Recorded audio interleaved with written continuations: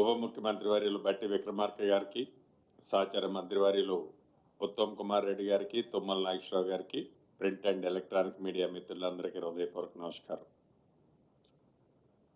రేపు 75వ గణతంత్ర దినోత్సవ సందర్భంగా గౌరవ ముఖ్యమంత్రి గారు, ఉప ముఖ్యమంత్రి గారు మేమంతా గతంలోనే చెప్పిన విధంగా రాష్ట్ర ఆర్థిక పరిస్థితి బాగలేకపోయినా ఇచ్చిన మాట ప్రకారం మన ఇందిరమ్మ ప్రభుత్వంలో తూచా తప్పకుండా చిత్తశుద్ధితో ఇది ప్రజల ప్రభుత్వం, పేదోడి ప్రభుత్వం అనే విధంగా సంక్షేమ కార్యక్రమాలని చెయ్యాలి అని దృఢ సంకల్పంతో తల తాకట్టు పెట్టైనా పేదవాడికి అండగా ఉండాలి, రైతన్నకి అండగా ఉండాలని మన ప్రభుత్వం ఈ 26వ తారీఖు నాడు పెద్దలు చెప్పినట్లు ప్రతి మండలంలో ఒక గ్రామాన్ని తీసుకొని ఈ 4 స్కీములు అర్హులైన ప్రతి వాళ్ళకి ఇవ్వాలి అనేది నిర్ణయించడం జరిగింది. ప్రధానంగా అందరికీ 26వ తారీఖు రేపే ఇవ్వాలని అనుకున్నాం. కానీ గ్రామ సభల్లో ఈ ప్రభుత్వం ప్రజల ముందే ప్రతి అంశాన్ని మొదటి నుంచి అన్ని కార్యక్రమాలని ప్రజలలో చర్చించిన తర్వాతే చేసే అలవాటు ఉన్న మన ఇందిరమ్మ ప్రభుత్వంలో ప్రజల మధ్యకు గ్రామ సభలు పెట్టి ప్రతి అంశాన్ని చర్చించి నిన్న వచ్చిన గ్రామ సభలో వచ్చిన అప్లికేషన్లు కానీ ఈరోజు వచ్చే అప్లికేషన్లు కానీ వీటన్నిటినీ ఇందాక పెద్దలు బట్టి గారు చెప్పినట్లు క్రోడీకరించుకొని అర్హులైన ప్రతి వాళ్ళకి రేపు మోడల్గా ప్రతి మండలంలో ఒక గ్రామంలో ఈ 4 స్కీములు ఇస్తున్నాం. అంటే గ్రామ సభలు జరిగినప్పుడు ఏవైతే కావాలని కొంతమంది, కావాలని కొన్ని రాజకీయ పార్టీలు ఉద్దేశపూర్వకంగా మనసులో దురుద్దేశాన్ని పెట్టుకొని ఈ ప్రభుత్వాన్ని ఏదో రకంగా బదనాము చేయాలనే తాపత్రయమో అనౌన్స్ కూడా ఫిబ్రవరి మొదటి వారంలో తెలపడం జరుగుద్ది. అర్హులైన పేదవాళ్ళు ఎవరు కూడా అభద్రతకు లోనవ్వాల్సిన అవసరం లేదు.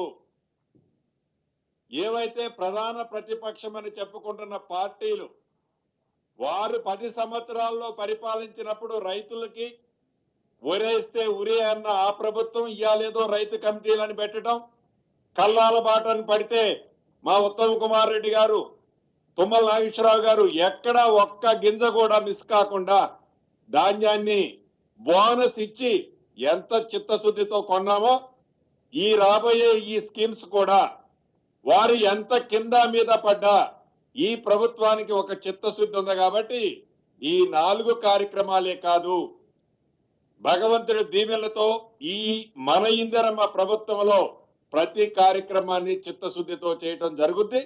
ముఖ్యంగా నా శాఖకు సంబంధించిన ఇందిరమ్మ ఇళ్ళు, ఈ ఇందిరమ్మ ఇళ్ల కార్యక్రమంలో ఎన్ని అవాంతరాలు ఎదురైనా ఎక్కడ పైరవీలకి అవినీతికి స్థానం లేకుండా పూరెస్ట్ ఆఫ్ ది పూర్ అంటే పేదవాళ్ళలో బహుపేదవాళ్ళనే ఐడెంటిఫై చేసి రేపు మోడల్ గా ప్రతి మండలానికి సుమారు రాష్ట్రంలో 606 మండలాలు ఉన్నాయి. హైదరాబాద్ పరిధిలోని మిగతా 16 మండలాలు తీసేస్తే ఈ 606 మండలాల్లో ప్రతి గ్రామంలో అర్హులైన ప్రతి ఒక్కళ్ళకి ఈ 4 స్కీములు ఇచ్చే దాంట్లో భాగంగా ఇందిరమ్మ ఇళ్ల కార్యక్రమాన్ని కూడా ఇవ్వబోతున్నాం. ఇది నిరంతరము జరిగే ప్రక్రియ.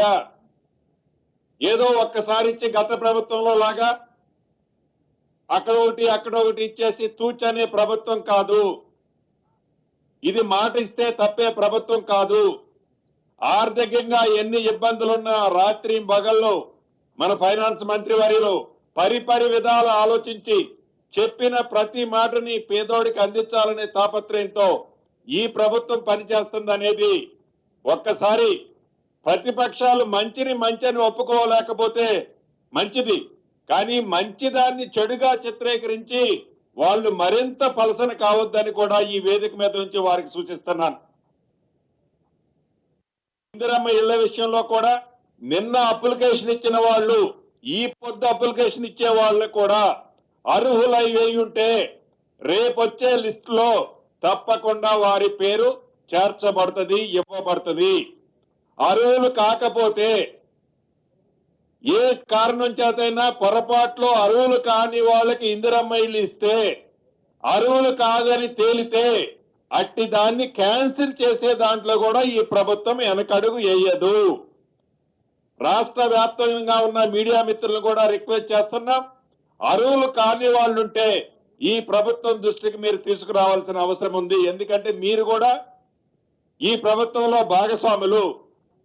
దయచేసి అర్హులు కాని వాళ్ళు ఎవరైనా కూడా తీసుకోవద్దు, అర్హులైన వాళ్ళు ఎవరు కూడా మిస్ కావద్దు. ఈ ప్రభుత్వం యొక్క చిత్తశుద్ధి అది. రాష్ట్ర ప్రజలందరికీ ఈ 4 కార్యక్రమాల్లో ఏ రకమైన డౌట్ అవసరం లేదని, ఈ ప్రభుత్వానికి చిత్తశుద్ధితో ఇచ్చిన ప్రతి మాటల్లో భాగంగా ఇటు రైతన్నల్ని అటు పేదవాళ్ళకి భరోసా ఇచ్చే కార్యక్రమంలో ఈ కార్యక్రమాలని ప్రతిష్టాత్మకంగా చేస్తున్నాం. కాబట్టి ప్రతి గ్రామంలో ఇప్పటికే గౌరవ మంత్రులు ముఖ్యమంత్రి గారితో సంప్రదించి బయటకు వచ్చే లోపే విపరీతమైన ఫోన్లు, అన్నాయి మంచి నిర్ణయం తీసుకున్నారు. గబగబా వాళ్ళు ఏదైతే ప్రతిపక్షం వాళ్ళు ఇంక ఈటం లేదు మీరు మాటలే చెప్తున్నారు అనుకుంటూ వస్తున్నారు.